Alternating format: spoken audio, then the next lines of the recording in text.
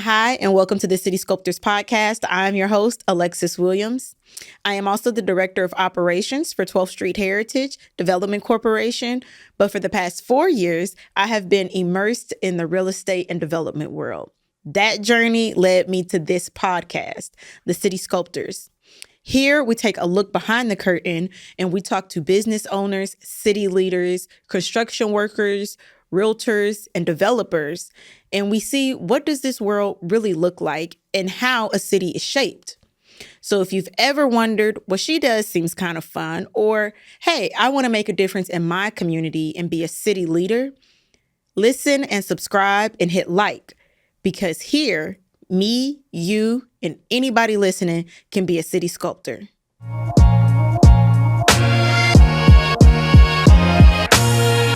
Hello and welcome back to the City Sculptors Podcast. I am your host, Alexis Williams, and today I have none other than Shawnna Murrell. She is the founder of Murrell Brokerage, and she started in 2022 with only 14 agents, has now grown that to over 50 agents, over 400 transactions, and more than $100 million in transactions. So, welcome, Mrs. Shawnna Murrell. Thank you. So excited to be here.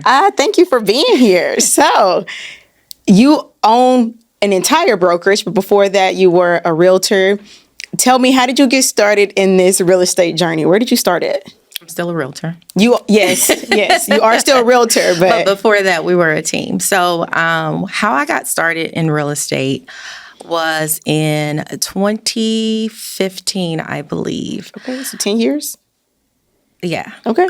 So in 2015, is that when the Royals won the World Series? So, okay, I'll just tell you this quick story of how I actually entered into real estate. Okay. So the Royals had won the World Series, and probably 6 months after that, I was working at a healthcare company at the time. Mm-hmm.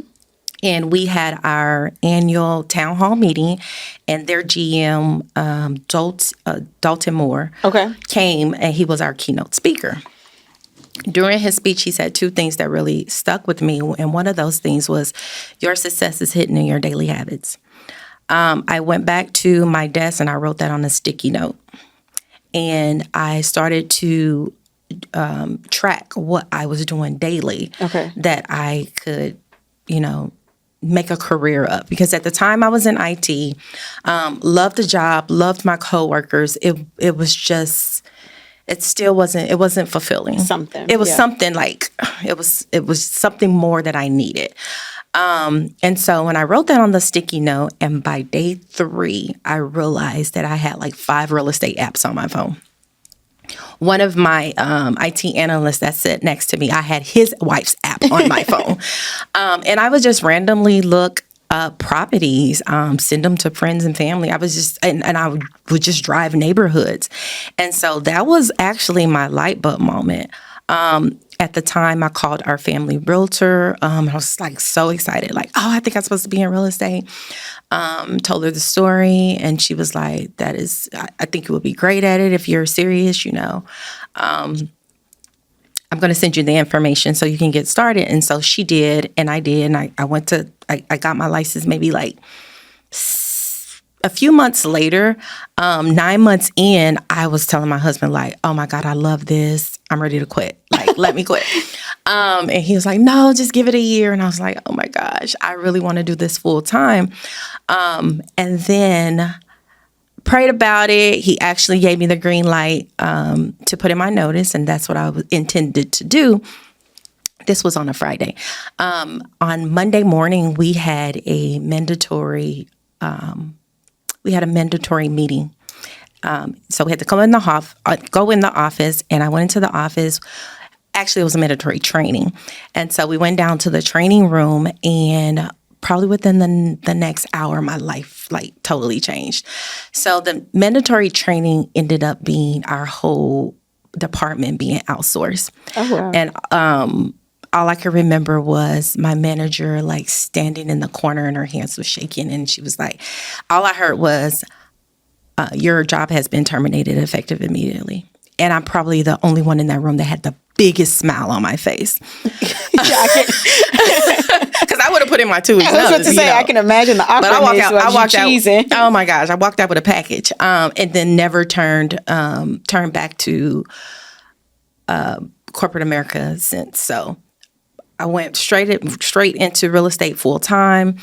At the time, again, I had the mentor. Yeah. With 20 years of experience, and having that teach me the real estate industry, teach me the ins and out of the transactions, how to go all in for your clients. That was a game changer for me, which is why mentorship is so important to me, because I know how it benefited me when I changed careers. So I'm so for any sort of mentorship. Yes. Yeah. And speaking of, because you just said your family realtor helped you get in, I want to say Murrell Homes is definitely a family culture type of place, but how do you cultivate that environment? Because just because it's important to you does not mean it's important to others. And the difference is realtors are 1099. So you can't necessarily force anybody to be a certain way or show up and do things. So how do you get that type of excitement out of, I want to say, all the realtors at the brokerage? Well, I think it goes back to when I initially started the team. That was the foundation. Yeah. When the two agents that started on my team, when they asked me to mentor them, I was like, I still felt like I was new, but I was like, I would teach you everything that I know. But what you have to do is make sure that you're teaching the next person. If somebody else is coming in new to this industry, make sure you share what information that was shared to you. So that started to be the foundation of our team. Mm-hmm. And as our team began to grow, we went from 3 to 5, we went to 5 to 10, we went to 10 to 14. And it was all by someone bringing the next person in, knowing that they would be, they would mesh well with our team culture. Yeah. So if you had that mindset of, and that's okay if people do, I'm a solo, I can do this on my own, I don't need your information. That's fine, you can do it. You just can't do that over here because that's not our culture. Yeah. Our culture, like if you coming into our fold, you have to be willing to be able to be a team player. Yes, for sure. We support each other. We support each other with family gatherings. I mean, like you said, we're family. Yeah. I respect boundaries, but also I'm going to pour into you as much as you allow me to, because I know that there's something. I mean, you got into entrepreneurship for a reason, right? Yeah. So there's something that we have to do daily, our mindset. I mean, I still struggle with that. I have to hype myself up every morning to get out of bed and go, because our days are different, right? Yeah. So I think that, again, with our culture, I always say there's two things that I can control: culture and compliance. Right. And so if I see someone that doesn't mesh well with us, I have to coach them out. Yeah. And sadly, there was a couple of people that did not work out with us. But I think that you have to do that in order to keep that family dynamic and that culture, because it really matters when you are when agents are coming in and wanting to be, a part of a brokerage. So. Yes, it's very important. And I noticed it when I was looking for brokerages. You are the first brokerage I signed with, but I did interview with some other ones, but it was just something about Murrell that I was like, I want to be here. And, sent over my license, sat in the back for a few of our meetings. But you also asked about me, right? Yeah. You got other people feedback outside of someone referred, right? We did some background checks first. You have to do that. That's very important. That's very important. And because I feel like sometimes it's not necessarily two-faced, but sometimes who people are in the professional can be dependent on who they're around. Yeah. Nothing but good things about you, though. You are the same through and through. And having that as a leader, a brokerage owner, it's important. And especially in the real estate, because like you said, you are entrepreneur.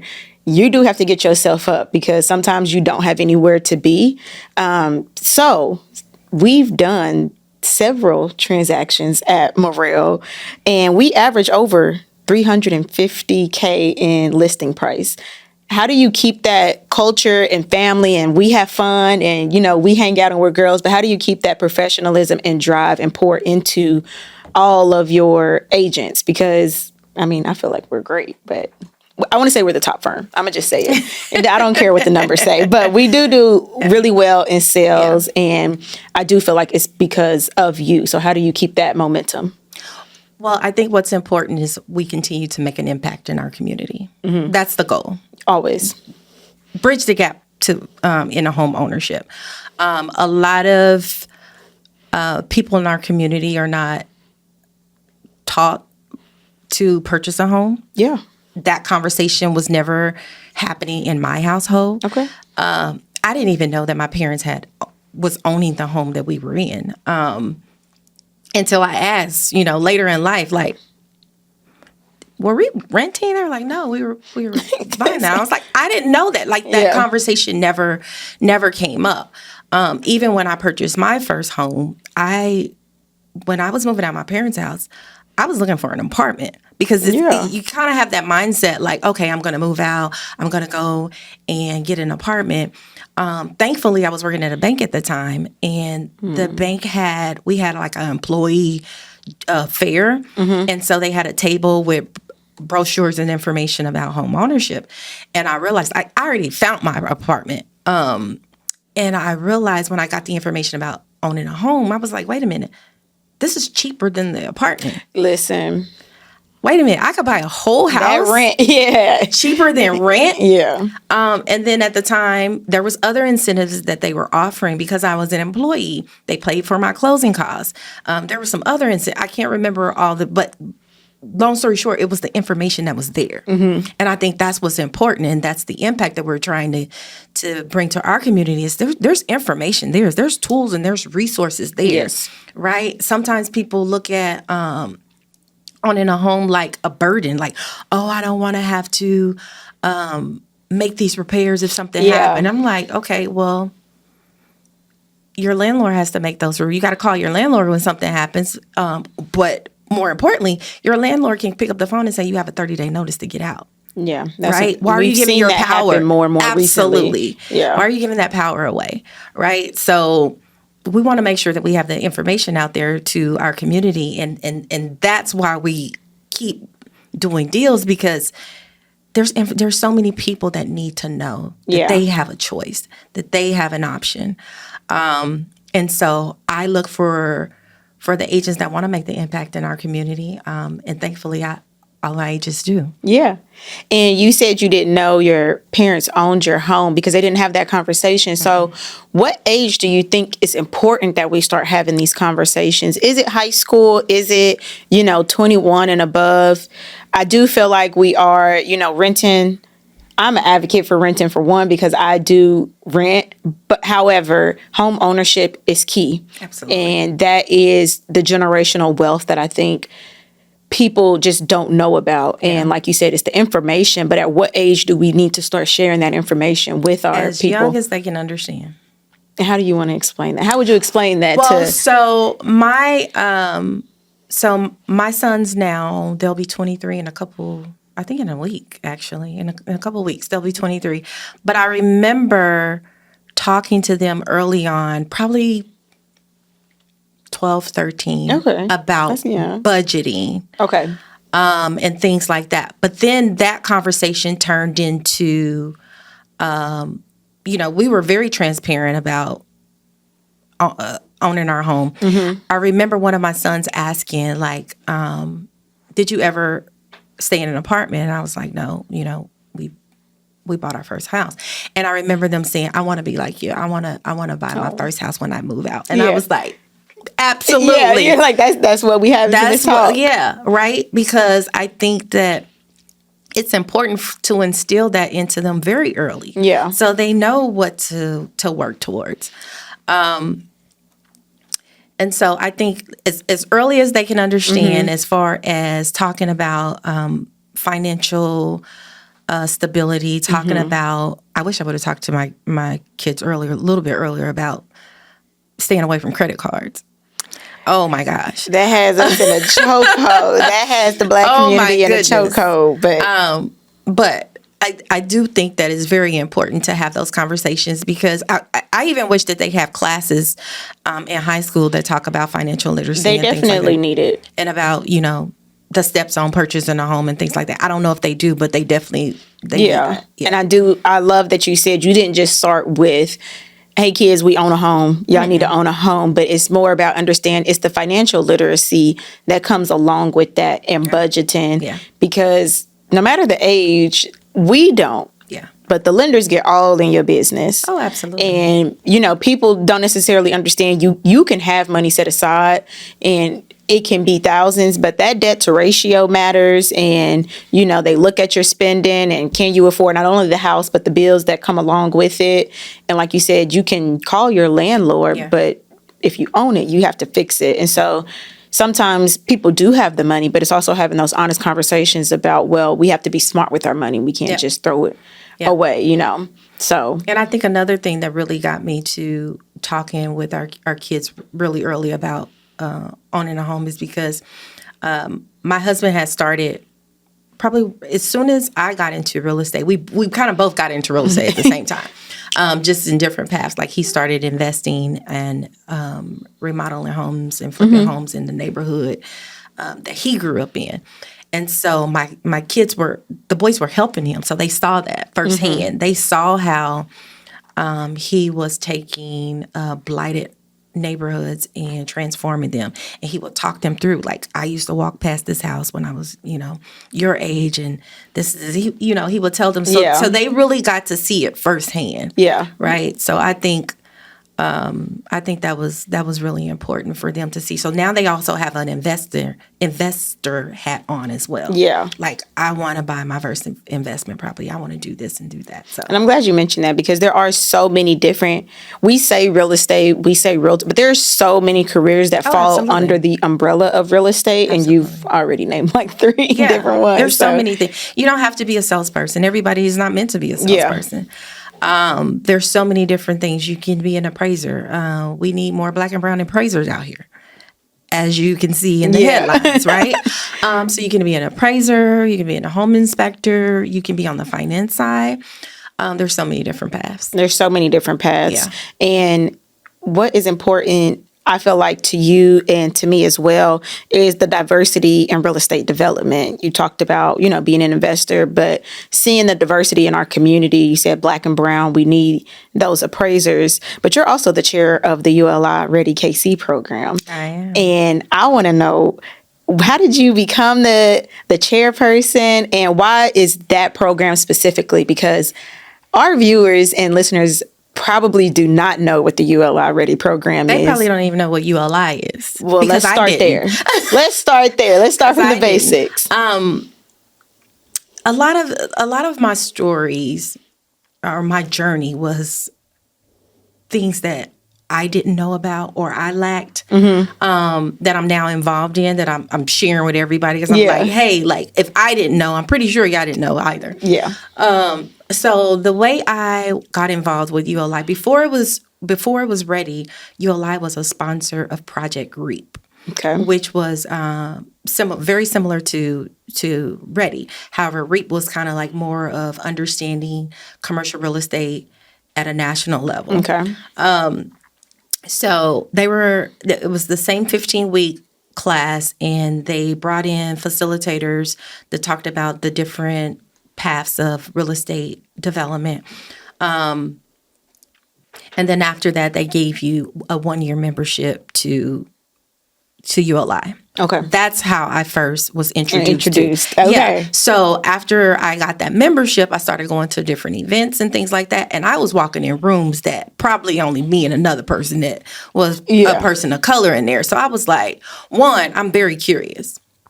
I'm very curious. I'm like, okay, what is this about? Yeah. And it was also very intimidating.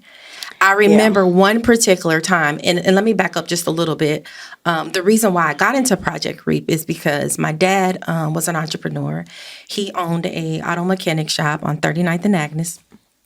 And so when he passed away, he left that commercial property to me and my brother. Okay. So we had different ideas of what we wanted to do with the property, if we wanted to continue it as an auto mechanic or if we wanted to transform it to something else. I didn't know anything about commercial real estate. Yeah. So that is why I got into Project REAP, because it was kind of like the introduction to commercial real estate. And boy, I'm telling you, I walked in and I was like, what? This is a whole different world. Yeah. And so going to the different events that ULI provided allowed me to meet different people, to meet builders, architects, and things like that. And so I remember how I got to the role of being hired by ULI. And it could have went a totally different way if I would have left. But I remember this one particular event. And one of my classmates from REAP, Terrell Jolly, we were both in the same cohort together. So whenever we go to events, typically we text each other, we like, are you going to this event? Yeah. Well, he said he was going, he didn't show up, right? So I go to the event and I'm like, where are you? It was just me in a room full of builders, architects, financial professionals. I mean, everybody that did not look like me.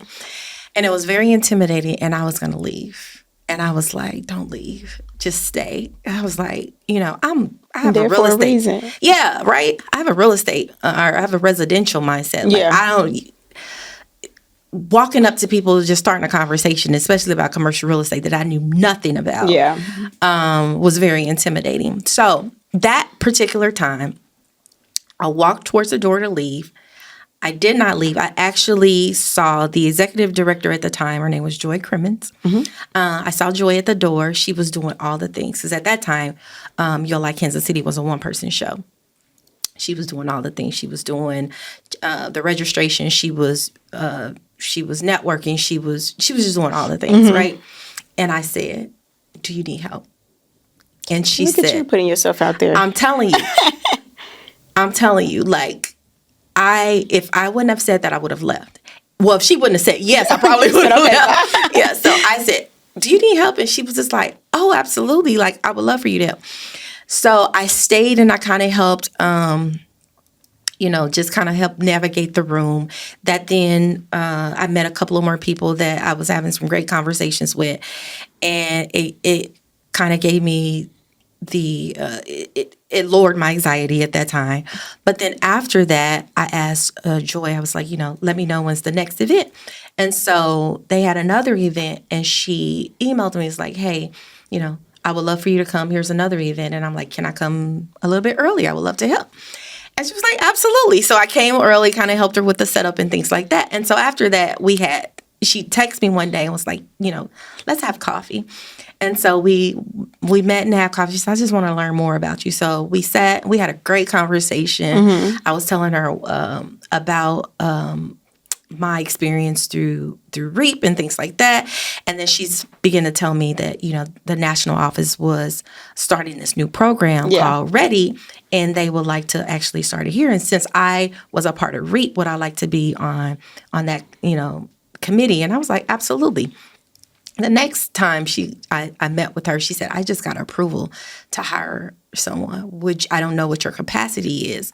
Would you be interested in this position? And I was like, absolutely. I'll make time. I will make time. Absolutely. Because that position actually got me into rooms that I wouldn't have gotten into. Yeah. And got to hear like the background of, or the back end of how the development world kind of like, is. And I was just like, wow, this was so new to me. Yeah. And so then I was a part of the launch of Ready. So we are literally going into our 6th cohort this fall. Okay. So it's been 6 years. Yeah. But it all started with that, how can I help? Because I know the importance of mentorship and how that program has allowed me to meet people, to be able to shadow people, to be a part of different conversations that I would not necessarily have been having the opportunity to be a part of. I'm so grateful for not only ULI, but also that program that is opening the doors for other people professionals, women and people of color who wants to get into the development space, who wants to be a change maker in their community. Yeah. So, I mean, the takeaway is you might as well use the Gates slogan. No matter where you go, how may I help you? Because it sounds like that's how you kind of got. Absolutely, because I think we're all here to serve in some type of capacity. Oh, that's a message within itself. Absolutely. What advice? You kind of spoke on being in those rooms and it being intimidating. Mm-hmm. I've been in those rooms and I've been the only one. And if I know in advance, I give myself a little pep talk in the car before I go up because I can fake it while I'm up there and hyperventilate, at home, but do it scared. Yeah. What advice? That is the advice. That is the advice. Expand on that. What advice would you give though to women and professionals of color entering this world? Because it can be intimidating. It is. And just do it scared. You have to. Yeah. You have to. I read this book, Shonda Rhimes, The Year of Yes. Okay. I haven't read it yet. That's a really good book. But I think about that all the time. Like, if I say no to something, like, what am I actually saying no to, right? You pray for things and you want information, but sometimes God gives you the opportunity. And and you're too scared to open the door. It's like, I gave it to you. It was right there. Yeah. Right? He's not going to just drop it in your lap. You have to actually pray for patience, and he gives you the situation to have patience. Absolutely. Yeah. Absolutely. So I wanted it. I am a advocate for learning. I love learning. But sometimes those opportunities may not look the way you thought it was going to look. Like me learning commercial real estate was me walking into rooms with people that didn't look like me. Very uncomfortable, but if I would have left, I probably wouldn't be here today, right? Yeah. So I think that is the advice. You have to do it scared. I like that advice. That's going to be the tagline. Okay. So how do you balance? You said, she asked you, I don't know what your capacity is. And I think I'm a dual agent myself, but we all wear very many hats. Even if you aren't a dual agent, you have to be involved in other stuff other than just your transaction sales. So give us some advice on how you balance the ownership, the clientele service, and the ready, your wife, your mother. How do you balance all of that and find time for yourself? Or give us some better management tools. The juggle is real. The juggle is real. But I think because I'm such a curious person and I want to learn a lot, I had to be intentional about my yeses. Okay. Because you can't do everything, right? Yeah. And if you try to do everything, you're not doing something good, right? So just to give an example, when I did come on with ULI, I used to help with all of their programming. But then I had to scale back to the ones that really meant something, like was very meaningful to me, which was Ready, right? And so I have to be very intentional to the things that I say yes to, just to create that balance and not feel overwhelmed or not get burnt out. Yeah, that's a real thing. Because that's a real thing. That is a real thing. But as far as the ownership goes, you don't know what you don't know. So I'm going into my third year as a broker owner, and baby, I have learned a lot. There is no playbook for the things that I experienced in the 3 years, but there are also things you have to go through it and actually to know what works for you and what doesn't work for you, right? It's kind of like a buffet. Like I went through the whole buffet and now I can put back some things that that's not for me. And so I think it's important for you to be very clear and honest with yourself. Yeah. That what doesn't work for you. Like for me, as far as the brokerage goes, I never intended to be like a large brokerage. That was never my goal. That's interesting. Yeah, never intended to be. I literally decided to launch my brokerage because I felt that the team of 14 at the time, we deserved to have our own, right? No one was utilizing our services just because of the brand name that we were under. Like we were our individual our individual brands. And at the time I was running my team. I kind of like as a brokerage, under a brokerage. Yeah. Like I had my own processes. I had my own systems and things like that. And it was just time for us to just branch out and do things on our own. What I love about us being all women at the time and all Black women at the time is like we had very deep conversations about our struggles, both professionally and personally, that people don't realize that people of color have to have. Yeah. And so to be able to have that within your own office and to be vulnerable and be honest and have a safe space to have those conversations was really important, right? So that was my goal, is just, okay, we can do this on our own. Let's set up shop in the community that we serve, why we landed in Midtown. But then we just grew so quickly, and I was like, "Wait, what is happening?" Right? Work it out. Yeah, work it out. It was rapid, but it was great at the time. It did require me to kind of take an intentional pause just to make sure that we were doing things right. Because just because you do things fast doesn't mean it's right? And my whole goal is to have a brokerage that makes impact in their community. That's the goal. Whether it's 5 people, 10 people, 40 people, 100 people, it's always the goal, right? So as I look back, and we grew so fast, I felt like my head was spinning. Yeah. Because there's things that you don't know that you need. Like you need the infrastructure, you need the systems, you need the process and things like that. And so we were kind of like building the plane. What do they say? Build the plane as you're flying it? Yeah. Yeah. I don't think that works, but in this instance it did. Yeah. And even with that, and the ladies are, wonderful. There have been struggles. I want to hear about maybe some of your learning points. I know, I will say you don't know what you don't know, but as we had a deal together, and I think it was a very unique one where we closed.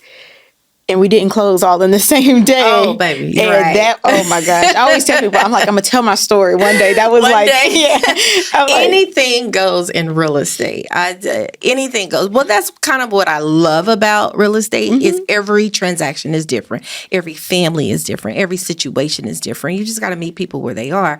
But also, you have to be able to the unseen circumstances that come through.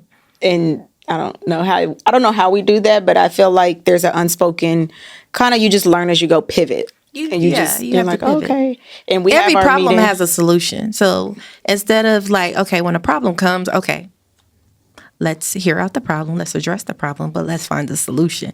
You have to be solution based. Yeah. Yeah.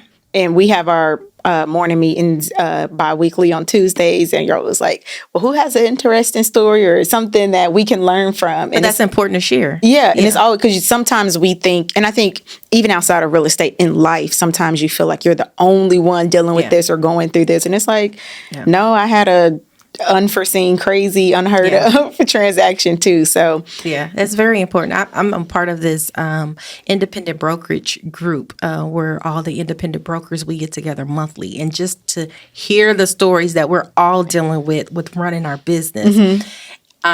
It's sometimes it's like, okay, good to know that I'm not the only one facing that. I didn't have the worst week then. Exactly. I didn't have the worst year. Yeah. Okay.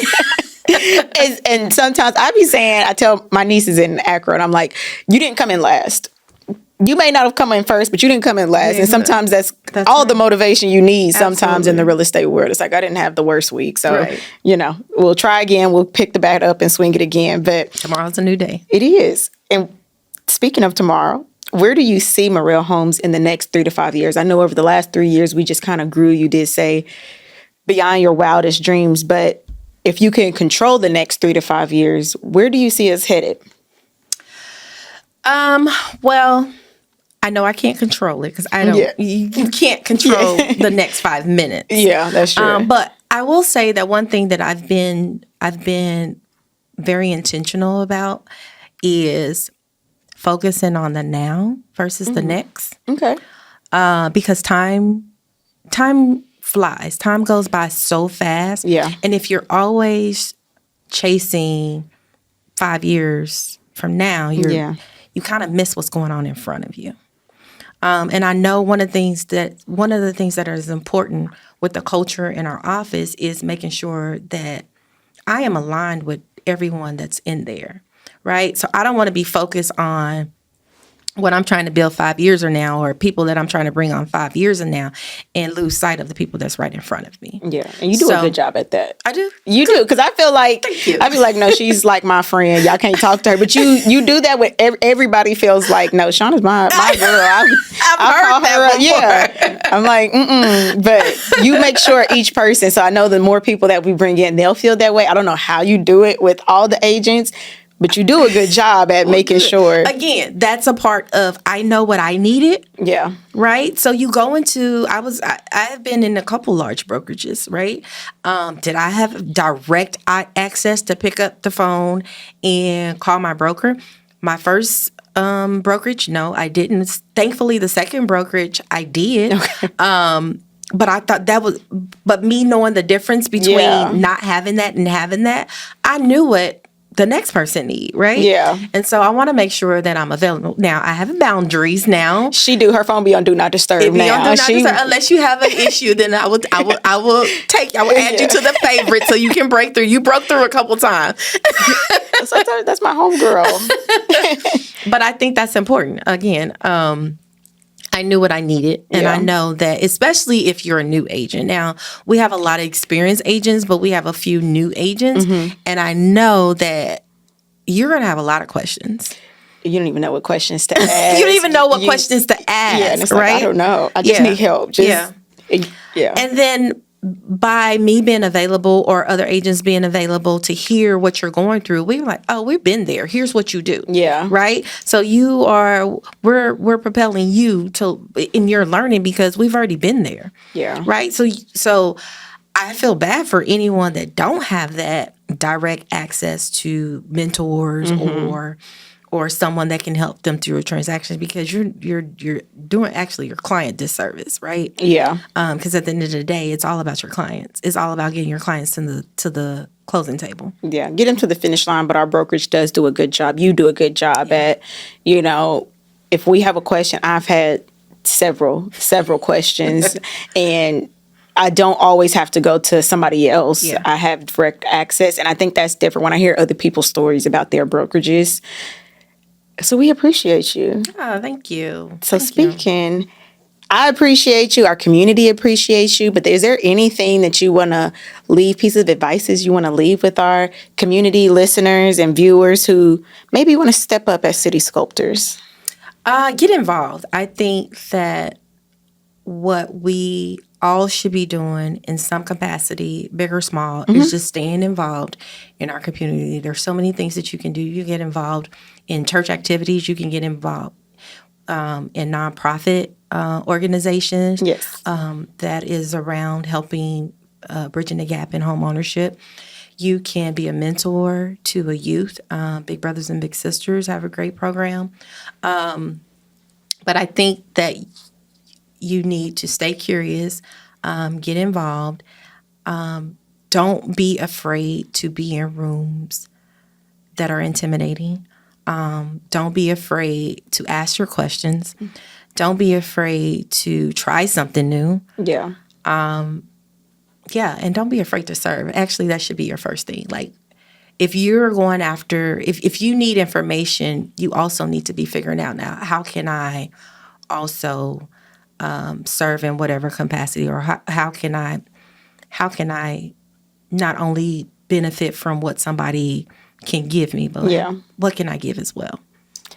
And if you want to learn more about development, go to ulikansascity.org. Yeah. And check out our Ready program. Yes. We are launching our new cohort. We're taking applications now, and we're launching our new cohort September 2025 . So we'd love for you to be a part of it. And there's nothing left for me to say after that. So I just want to say thank you to our viewers and listeners for tuning in this week. And Thank you, Mrs. Shawnna Murrell, for being here and giving us some insight into the real estate world, commercial, personal, brokerage, and we appreciate you being here. Thank you, guys, and we'll see you next time. Thank you for watching this episode of the City Sculptors. If you've ever thought about how our city shaped or thinking about a new career path, this podcast is for you. We upload every second and fourth Monday. I'm your host, Alexis Williams, and this is the City Sculptors Podcast.